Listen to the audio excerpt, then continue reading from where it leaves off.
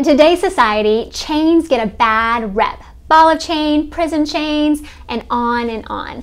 What if I told you I have a good, dare I say, great chain?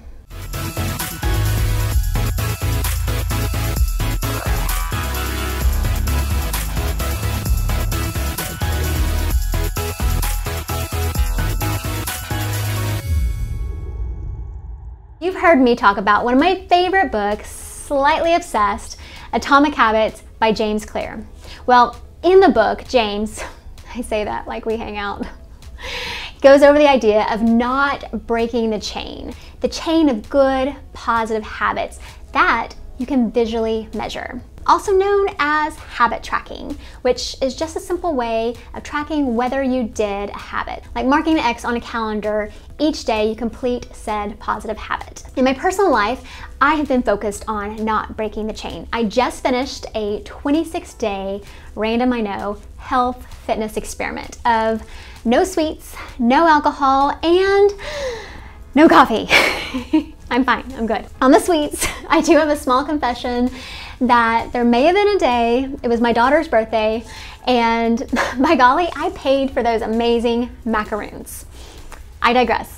Point is if you create a chain of positive habits, they're more likely to stick because it's satisfying to see that X on each day and to see the X's continue to build day after day, and before long you've got this huge chain of progress and you're not gonna want to break that chain. And if you happen to have macaroons at your daughter's birthday party, it's fine, it's done. Get back on the horse and start the chain again. It is not an all or nothing game. Breaking the chain once or twice, not a big deal. It's easy to hit the reset button and start again. Miss more than that though? Not as easy.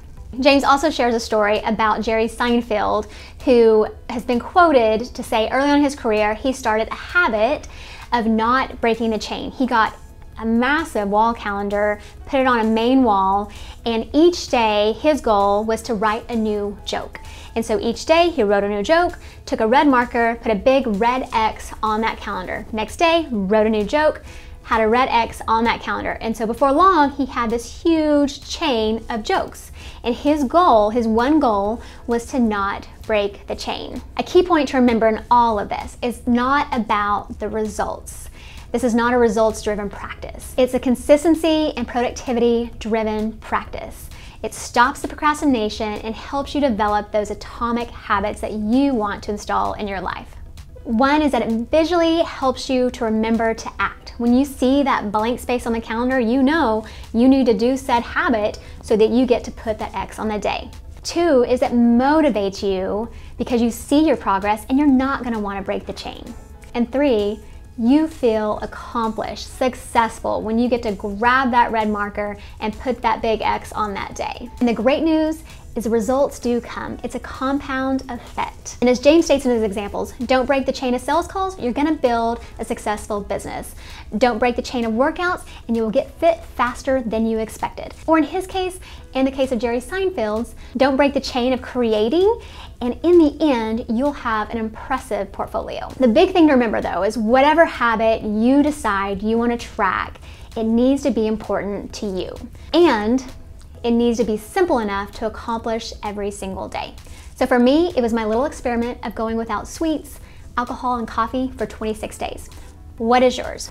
And if I or my team can help you at all, whether it's with mortgage or habits, whatever, let me know. You can find us online at thebaumartine.com or email hello@thebaumartine.com. And if you like this video, it does help our exposure if you give it a big thumbs up. Appreciate that.